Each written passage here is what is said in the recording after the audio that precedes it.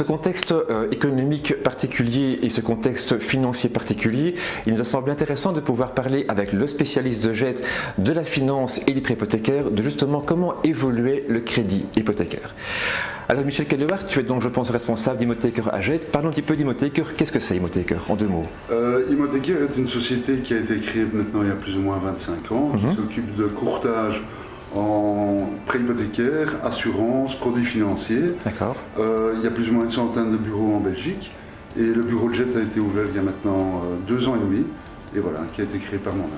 Très bien, et donc ça veut dire que tu vas acheter du crédit chez une seule banque? Non, du tout, justement, c'est ce qui nous différencie des banques classiques, où là tu vas avoir les conditions de la banque Belfius, pour ne pas la nommer par exemple, ou BNP, alors que nous on travaille avec un panel d'une dizaine de banques. Parfait. Donc on a des politiques d'acceptation qui sont très différentes, plus souples, moins souples, enfin voilà, on a des solutions un peu pour tout le monde. D'accord.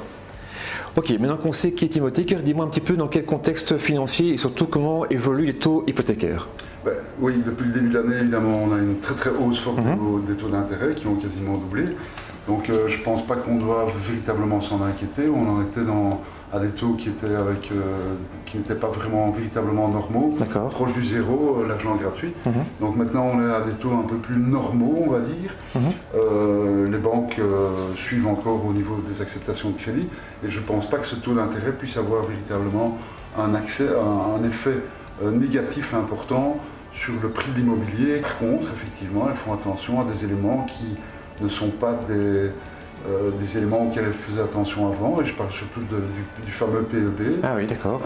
Et les maisons qui ont un PEB extrêmement défavorable, on va intégrer ça un petit peu dans l'analyse financière. Donc il y a 2 choses, les taux d'intérêt ont augmenté, certes, mais ça reste, on reste dans des... Et comme je disais aussi, la volonté de l'Europe est quand même, dès que cette inflation est sous contrôle, et de maintenir les taux d'intérêt bas, certainement les taux d'intérêt à court terme relativement bas.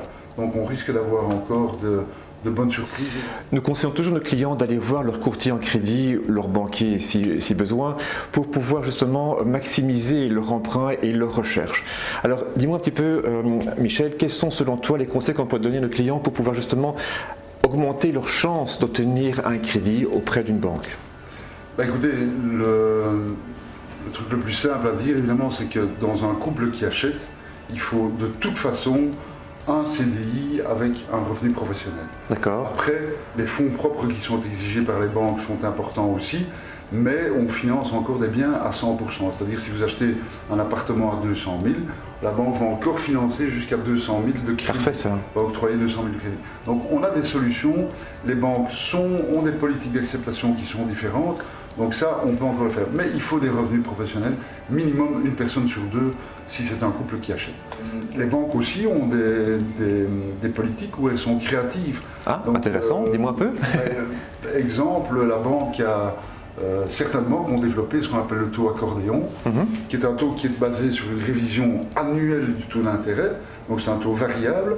Si le taux augmente, vous allez avoir une augmentation non pas de la mensualité, mais de la durée. D'accord. On part sur un taux plus faible, ça aide un peu plus les jeunes, et surtout les jeunes, si vous parlez d'un taux à 25 ans qui se prolonge jusqu'à 30 ans, ma foi, ce serait le pire des cas. Si les taux rebaissent, la durée va de nouveau être réduite, mais dans l'absolu, ça leur permet d'avoir accès à la propriété. C'est ça. Et c'est quelque chose qui existe depuis de nombreuses années, mais qui était un petit peu tombé aux oubliettes avec les taux très bas qu'on a connus.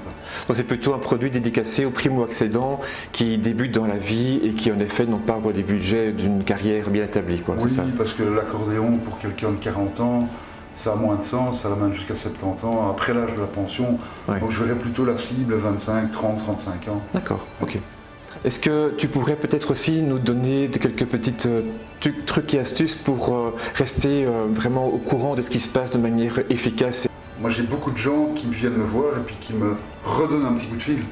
Donc nous on est très bien informés de ce qui se passe au niveau fiscal, au niveau crédit.